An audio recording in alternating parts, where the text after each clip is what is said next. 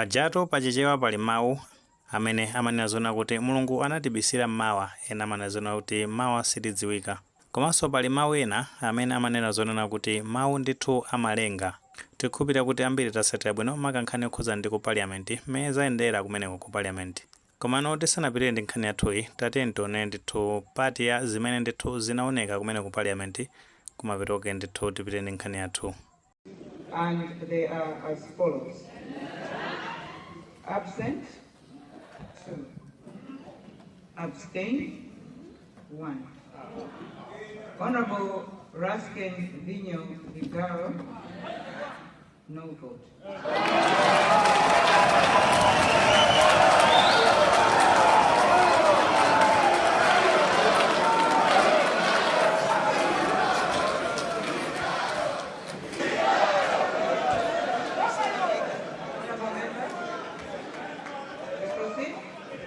Honorable Sandram Scott, no vote.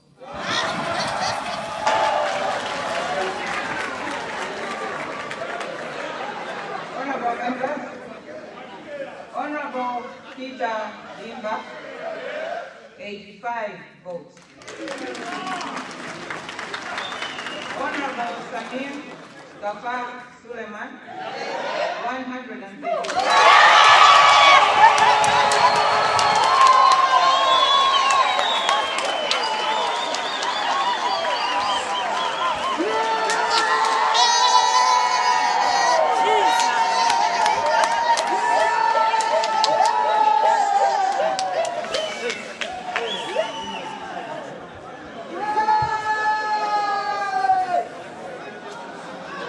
Chabwino taona pamenepo mmene zakhalira anthu ndithu akusangalala makamaka ndithu ambali ya chipani cholamula cha Democratic Progressive Party.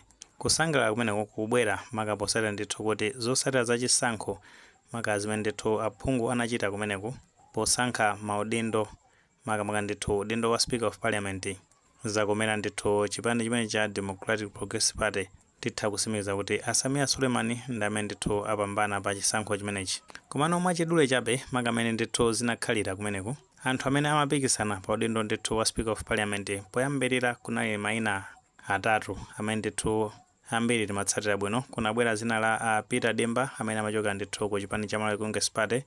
Kunabweranso ndithu zina la Kondwani Nankhumwa amene ndithu ndi achipani cha PDP. Kunalinso zina la amene wa Samia Suleiman amene ndithu akuchokera ku chipani cha DPP. Komano itafika nthawi yonoti anthu ndithu ambe kuponya mavoti maka aphungu amene kuti ambe ndithu kusankha Speaker wa nyumba ya malamulo, kunapezeka zonena kuti zina la Kondwani Nankhumwa panalibe. Zifukwa zimene anapezeka zonena kuti Kondwani Nankhumwa zinawo silinapezeke akunena makatu amene a Clerk of Parliament amene zina la maziko zonena kuti Fiona Kalemba amazafotokoza kunena zonena kuti panda amene amapereka Kondwani Nankhumwa mapepers awo ku office yawo ya Clerk of Parliament akuti ndithu anapereka nthawi yoti yatha. Mapepa amene amapereka ndithu lero inali akuti 1 o'clock itadusa, ndi pachifukwa cha zimenezo anayoti atseka ndimene ndithu anafotokozera amene a Fiona Kalemba. Komano version ya Kondwani Nankhumwa akunena zona kuti panali ena ake panachitika maka ndithu foul play. Tikhulupirira kuti ambiri nkhani imeneyo tinayitsatira bwino, ndi malo mwake kunabwera ndithu maina ena amene anayenjezeka panepo aphungu onse maka amene amapikisana ndithu pa udindo umene wa Speaker of Parliament analipo ndithu maina 4. Ndiye kuti ma top contenders anali ndiye kuti amene wa Samia Suleiman achipani cha DPP, kubweranso ndiye kuti Peter Dimba akuchipani cha Malawi Congress Party.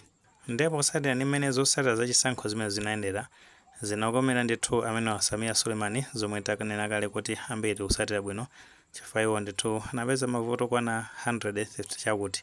Kuchoka pamenepo ndithu wachiwiri wake ndiye kuti ndi amene wa Peter Dimba amene ndithu ndi akuchipani cha Malawi Congress Party, iwo anapeza mavoto kwana 85. Zimene zikutanthauza zonena kuti amene ndithu Samia Suleiman ndi Speaker of Parliament padakali panopa kumapita mtsogolo muno.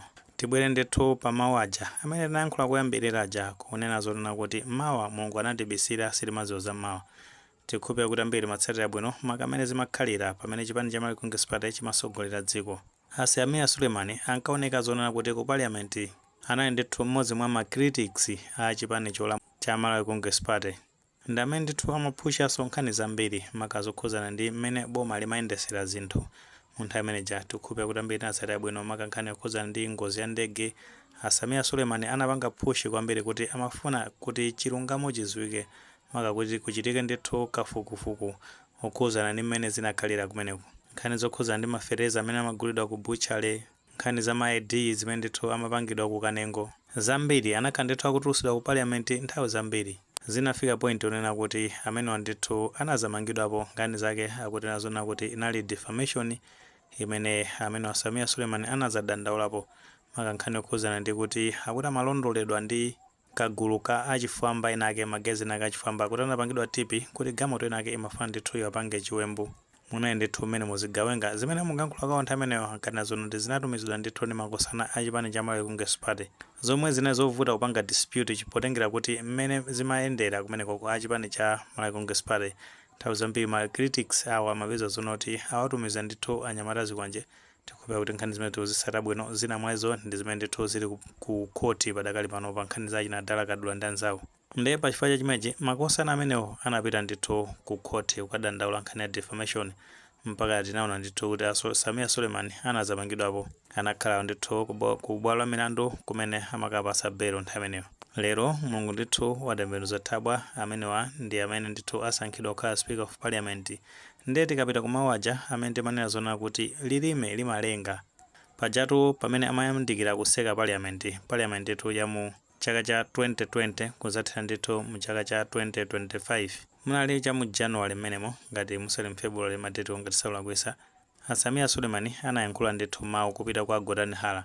Tate timvere ndithu zimene anayankhula amenewa kumapitoke tipitireso ndi nkhani yathuyi. Put them down. And lastly, Madam Speaker, when you come in September, I know you're coming. I know you're coming. Ask for this seat. It's very comfortable, Madam Speaker. I'll be there. Thank you so much, Madam Speaker. Thank you. Thank you.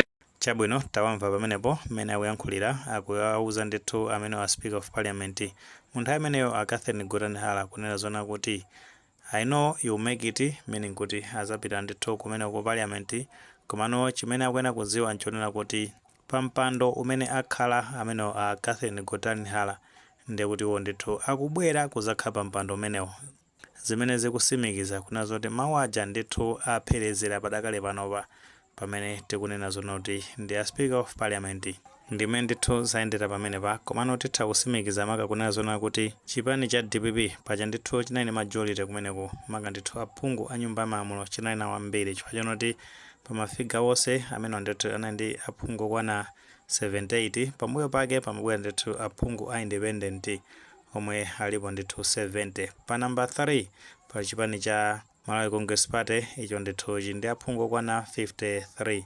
Kenako ndeti pali chipani cha UTM chindi aphungu kwana 8. Kenako pali chipani cha UDF icho ndithu chinapeza aphungu kwana 4. Kenako pali zipani ziwiri, zipani za Ford komanso zipani za PP amene ndithu anapeza aphungu 3. Kenakonso ndi kuti 3 kunabwerano chipani chimene cha PDP chinapeza ndithu phungu 1 yemwe ndithu ndi Akondwani Nankhuma amenenso ni mtsogoleri wa chipani chimenechi. Kuliso ndithu atumpale Frank Mwenefumbo a chipani cha NDP nawonso ndithu kumeneko kunapezeka phungu 1. Ndiye paja chiwerengero cha aphungu a nyumba ya malamulo onse alipo ndithu okwana 223.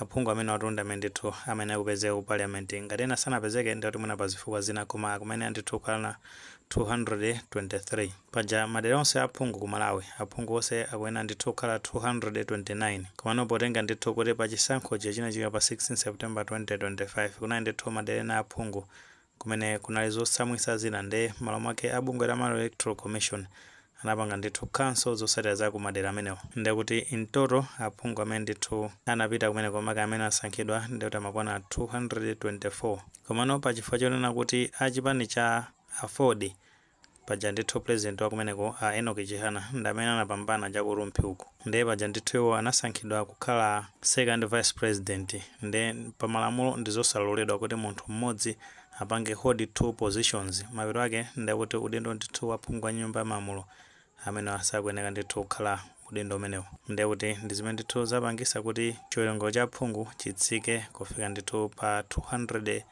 223. Koma nonso amene zayendera kumene ku parliament zikuonesa ndithu kuti achipani cha Democratic Progressive Party anathandizidwa ndithu ndi aphungu ena maka aku zipani za UTM komanso ndithu zipani za UDF. Chifukwa imene amakondwerera makosana a zipani zimene zikuoneka ndithu kuti povota anakavotera ndithu mothandiza chipani chimene cha Democratic Progressive Party komanso ndithu kumbali ina ya independent maka aphungu ndithu oyima pawokha kumeneko akuonekanso ndithu kuti enake anavoteranso amene ndithu a Samia Suleiman a chipani cha Democratic Progressive Party kuti ndithu apezeke zonoti apambana pa chisankho chimenechi ngati Speaker of Parliament. Mmene ndithu imene zayendera kumene ku Parliament makankhani kuza ndi pa udindo wa Speaker of Parliament.